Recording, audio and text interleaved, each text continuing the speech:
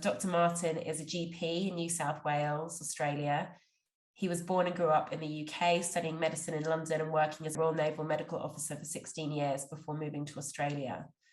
Dr. Martin spent 9 months working as Senior Medical Officer for International Health and Medical Services at Australia's Offshore Detention Centre on Nauru.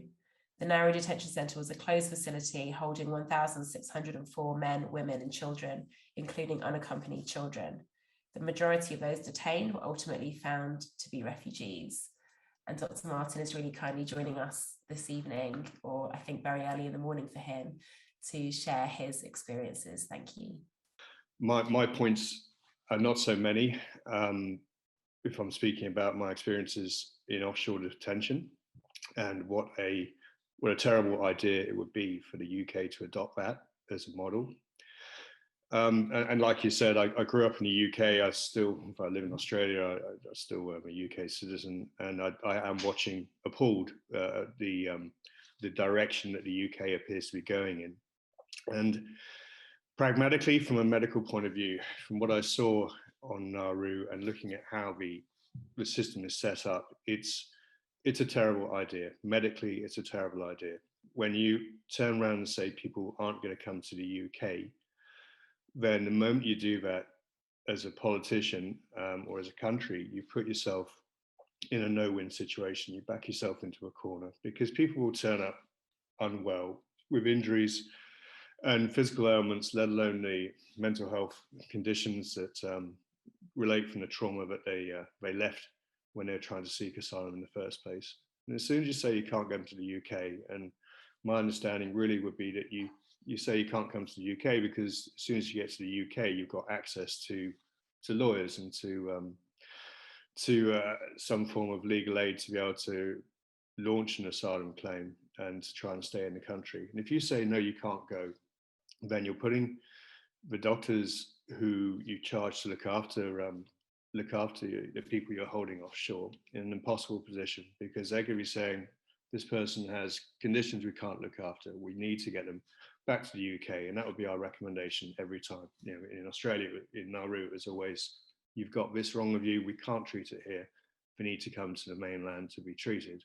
And then a politician or a bureaucrat being employed by the politician would countermand that, which is a huge mistake, because they're looking at it from a political lens, whereas the doctors are looking at it from a clinical need point of view. And time and again, my requests for people to be transferred to Australia for investigation and treatment were denied and ignored by the Australian government. And that I still find incomprehensible and disgusting. It's, looking back now, it's pointless anyway, because apart from, shamefully, there's still people being held in Nauru right now, but the vast majority of the refugees being held in Manus and Nauru ended up coming to Australia anyway after the political pressure got too great, and after it was a step too far for the Australian public to see children being held for such a huge amount of time in detention, and they got brought in. So everyone got brought to Australia in the end anyway, but they were kept at huge expense, and not just in dollars, but also to their mental health for years, completely pointlessly. It was completely unnecessary. And all it's done is broken a cohort of people under Australia's eye, and that's what the UK will have as well.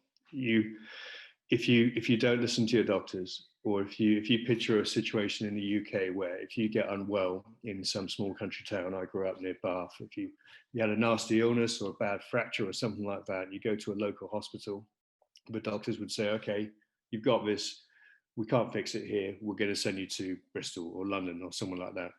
And just imagine if you expecting that kind of care, and a politician picked up the phone and said, no, that's not going to happen. And you say, well, why not?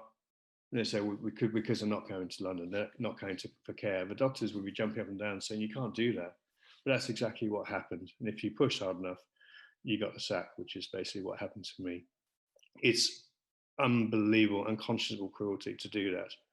The physical elements holding people in substandard accommodation in a tropical island are always going to be there. The mental health burden, although more silent or not so obvious, is incredible. We had this resignation syndrome, which became endemic in the population of the children. I've no doubt that we've broken a whole cohort of people who will be suffering for the rest of their lives. Those who have escaped, so to speak, or made it to freedom in Australia or in the States or in Canada, are still living with that burden and will do for the rest of their lives. Financially, they've managed to take the Australian government to court and have won every single time. The Australian government hasn't won a single lawsuit that's been raised against any of the people it's tried its best to break. It's cost millions and millions, well, billions of dollars to have this failed experiment, which has been shown not to work. Medically, when MSF, Medicines Sans Frontières, came back from Nauru after, I think, 9 months or a year, and gave a conference where they said they'd never seen anything like it, I turned around and said it was worse than a war zone. And I've deployed to Afghanistan and seen that kind of medicine, so to speak. From my point of view, I'm not a natural refugee advocate. You know, I was in the forces for a long time. I would have seen myself as fairly right wing, I guess.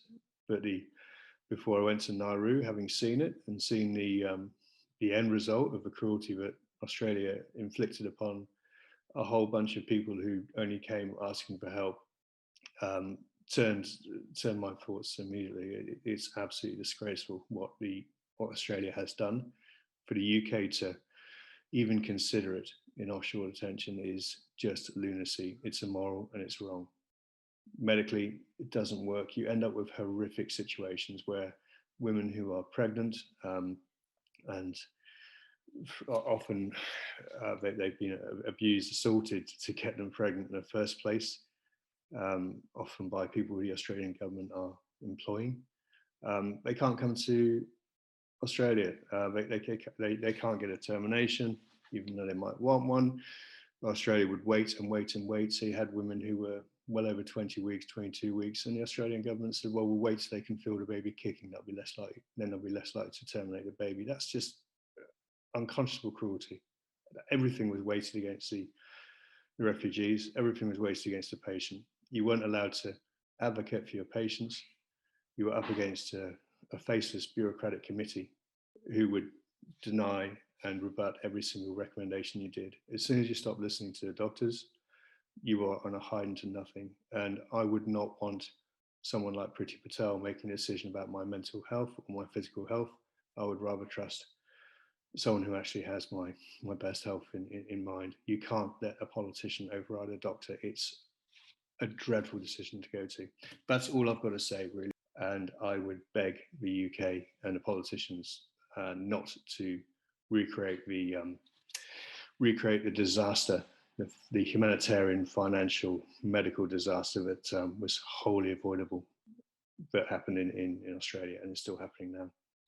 Thank you.